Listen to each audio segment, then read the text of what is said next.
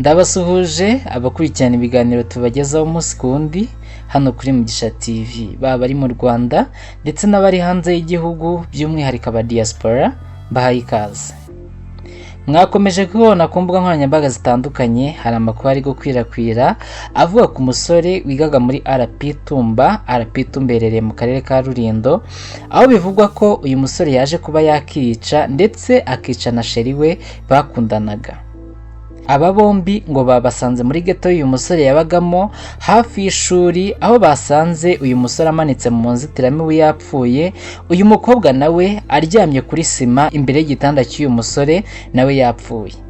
Uyu musore rero ngakaba yigaga mu mwaka wa mbere mu bijyanye na information technology muri iri shuri rya RP Tumba, mu gihe umukobwa we yigaga mu mashuri yisumbuye cyangwa se secondaire.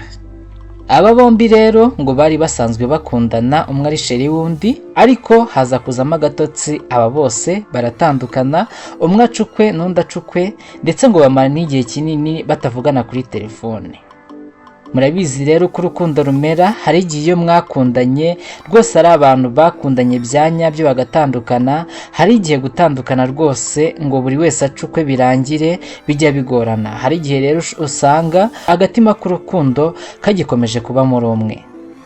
Rero uyu mukobwa ngo agatima ko gukunda uyu musore kaje kuba kagaruka nubwo bari baratandukanye. Ngo uyu mukobwa rero yaje kuba yahamagara uyu musore amubwira ko ashaka kuzamusura kugira ngo biyunge. Umusore rero nawe ntiyatinze kubyemera. Umukobwa rero mu gihe yari agiye ku ishuri abwira iwabo ko agiye ku ishuri, ntabwo yakomereje ku ishuri, ahubwo yaje kujya kwa wa musore kugira ngo bagire ibyo baganiraho ndetse babe bakiyunga basubire mu rukundo. Uyu musore rero yaje kuba yakivugana uyu mukobwa ndetse nawe ahita yiyica. Gusa ntiharamenyekana neza icyatumye uyu musore yica uyu mukobwa, ariko uko amakuru dukomeza kuyabona tuyabagezaho.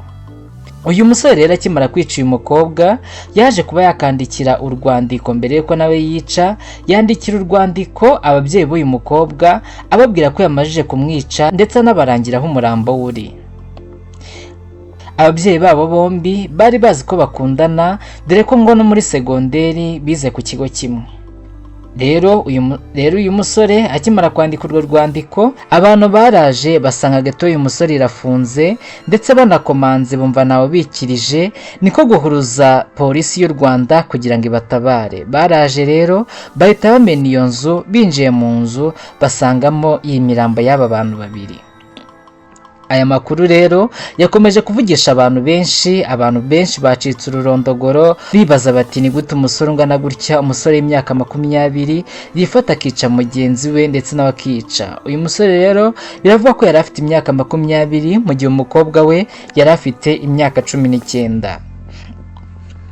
Inzego za polisi rero zavuze ko zigiye gukomeza gukurikirana iki kibazo kugira ngo hamenyekane neza icyatumye umusore yica uyu mukobwa. Imirambo yabo bombi ikaba yajyanwe mu bitaro bya Nemba. Mukomeze gukora subscribe kugira ngo ibiganiro byiza tubagezaho umunsi kundi bijye bibageraho ku gihe. Ndabashimiye.